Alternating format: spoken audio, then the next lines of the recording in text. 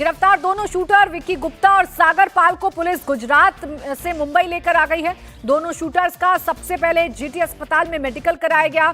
दोनों शूटर्स को मुंबई की किला कोर्ट में पेश किया गया है। कोर्ट में पुलिस दोनों शूटर्स की रिमांड की मांग करेगी। पूछताछ में पुलिस ये पता लगाएगी कि आखिर किसके कहने पर दोनों शूटर्स मुंबई पहुंचे और सलमान के घर के बाहर गोली चला दी। पुलिस के सामने सबसे बड़ी चुनौती वारदात में इस्तेमाल हथियार को खोजना है। मुंबई पुलिस की अलग अलग टीम हथियार की तलाश में जुट गई है और देखिए जानकारी ये मिल रही है कि दोनों ही शूटर्स की 14 दिन की रिमांड मांगी गई है मुंबई पुलिस की तरफ से। ये दोनों ही शूटर बिहार के वेस्ट चंपारण के रहने वाले हैं। शूटर्स के बैकग्राउंड की जानकारी के लिए मुंबई क्राइम ब्रांच की टीम वेस्ट चंपारण पहुंच गई है। शूटर्स के मां बाप और फैमिली मेंबर्स से मुंबई पुलिस पूछताछ कर रही है। शूटर्स ने अपने मां बाप को बताया था कि वो मुंबई पैसा कमाने जा रहे हैं, लेकिन उन्होंने बड़ी वारदात को अंजाम दे दिया है। यानी पूरा बैकग्राउंड खंगालने की कोशिश की जा रही है कि कहीं कोई क्रिमिनल रिकॉर्ड तो इन दोनों शूटर्स के नाम पर नहीं है। इन्होंने सलमान खान के घर के बाहर फायरिंग की तो कहां से इनको आदेश मिला था, किसके कहने पर इन्होंने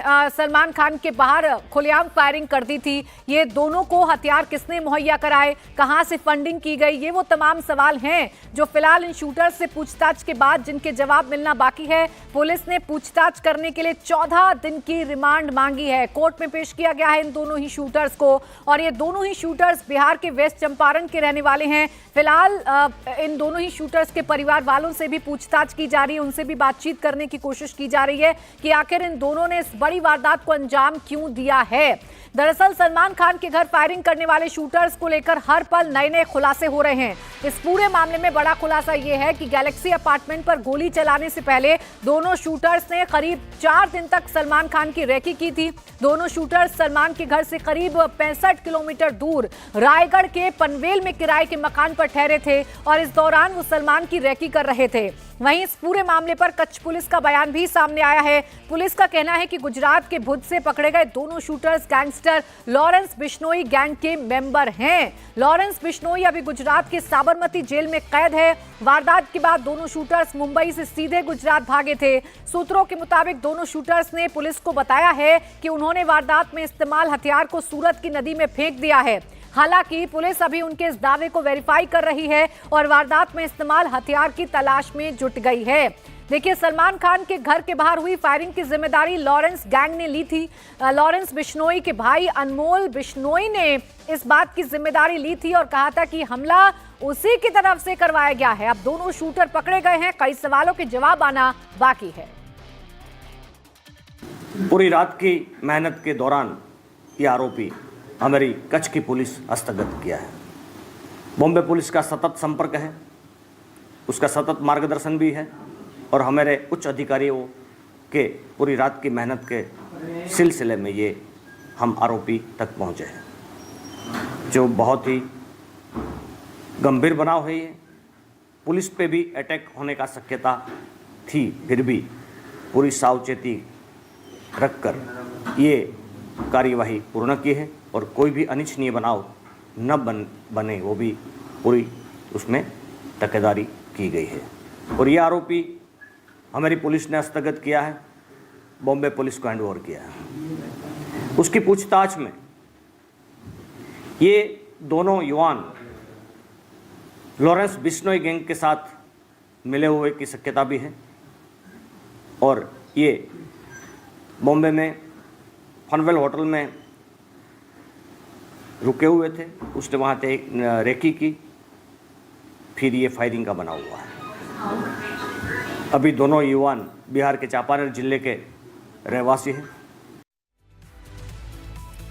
अब देखिए ये समझ में आ रहा है कि लॉरेंस गैंग सलमान के घर पर फायरिंग की कई दिनों से प्लानिंग कर रहा था और इसके लिए पहले दोनों शूटर्स को पनवेल में किराए के फ्लैट पर रुकवाया गया।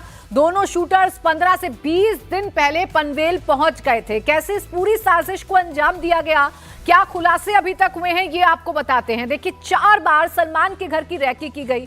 शूटर्स के साथ घर में तीसरा लड़का भी था। पनवेल में ही इन्होंने घर लिया था किराए पर और ये घर में रुके हुए थे, यानी कि किराए के फ्लैट में रुके हुए थे और 15 से 20 दिन से ये पनवेल के घर में रुके हुए थे और इस दौरान 4 बार सलमान खान की रैकी कर चुके थे ये शूटर्स। एक और इनके साथ शख्स था, उसका भी पता लगाने की कोशिश की जा रही है, लेकिन फिलहाल दोनों शूटर्स को गुजरात के भुज से गिरफ्तार कर लिया गया है।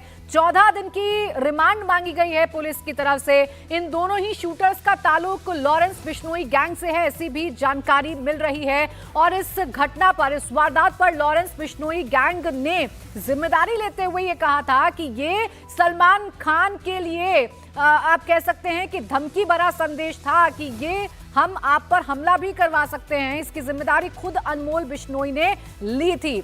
अब देखिए कैसे पूरा कनेक्शन सामने आ रहा है। शूटर्स ने पनवेल को ही अपना ठिकाना क्यों बनाया, आइए ये हम आपको बताते हैं। दरअसल सलमान खान का घर मुंबई के बांद्रा वेस्ट में है और यहां से करीब 42 किलोमीटर दूर पनवेल पड़ता है। गैलेक्सी अपार्टमेंट में सलमान का घर है और ये बांद्रा वेस्ट मुंबई में आता है।